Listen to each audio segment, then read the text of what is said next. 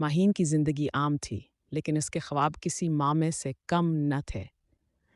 हर रात वो एक पुरस्रार मंजर देखती, एक सुनसान हवेली जहाँ एक अजीब शख्स इसे बुलाता और कहता, माहीन, तुम्हारे सवालों के जवाब यहाँ हैं।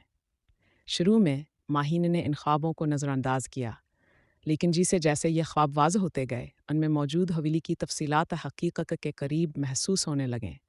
माहीन ने फ़ैसला किया कि वो इन ख्वाबों की हकीकत जानेगी। एक दिन ख्वाब की रहनुमाई पर माहीना एक पुराने गांव के करीब पहुंची। वहां वही हवेली थी जिसे वह ख्वाब में देखती रही थी।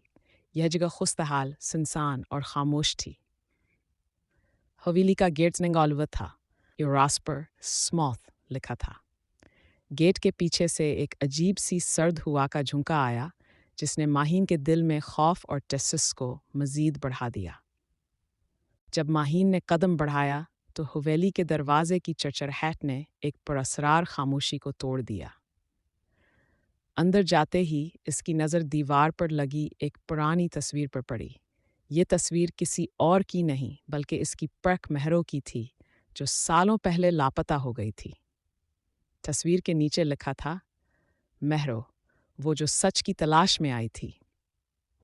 यह जुमला माहीन के दिल में गूंजने लगा। वो हैरान थी कि महरो के और उसके चेहरे की मुशाबत इतनी गहरी क्यों है। माहीन ने हवेली की मज़ीद तलाशी ली और उसे एक कमर हमला जो किताबों और पुरानी अशिया से भरा हुआ था। इन किताबों में पुरस्रार निशानात, कदीम ज़बान में लिखे अल्फाज और एक संदूक था जो मुकम्मल तौर पर बंद था। लेकिन जैसे हिमाहे ने संदूक के करीब जाने खैकोश की, अचानक एक सा यह नमूदार हुआ। सा गहरा और खौफनाक था और उसने गूंजती हुई आवाज़ में कहा, यह जगह छोड़ दो, ये तुम्हारे लिए नहीं है। माहीन ने हिम्मत की और कहा, मैं ये जगह नहीं छोड़ूंगी। ये मेरे ख्वाबों का जवाब है और मैं हकीकत जानना चाहती हूँ। साया धमकी आमीज़ अंदाज में बढ़ा और कहा, यह हवेली एक राज की मुहाफ़िज़ है। जो यहाँ का राज जानने की कोशिश करता है, वो अपनी जान से हाथ धो बैठता है। माहीन के दिल में खौफ था, लेकिन आसकाज मजबूत था। इसने संदूक खोलने की कोशिश की। अचानक ज़मीन कांपने लगी, दरवाजे खुद ब खुद बंद हो गए और हवा में एक अजीब सी सरगोशियाँ गूंजने लगीं। हवेली जी से जिंदा हो गई थी। संदूक के अंदर एक किताब थी जिसमें महरों की कहानी दर्ज थी। किताब में लिखा था कि महरों ने एक कदीम ख़जाना तलाश किया था, जिसे गांव के लोगों की भलाई के लिए इस्तेमाल होना था।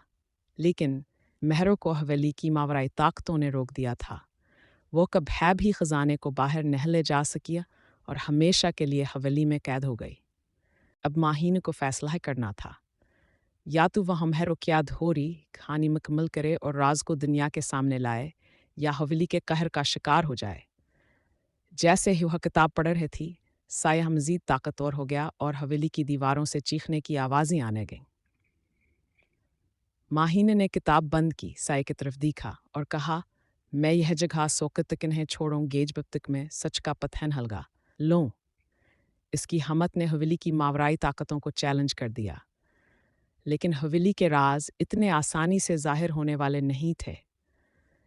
क्या माहीन अपने ख्वाबों का सच जान पाएगी? क्या वो महरों के अधूरे मिशन को मुकम्मल करेगी, या हवेली के साए इसे हमेशा के लिए कैद कर देंगे?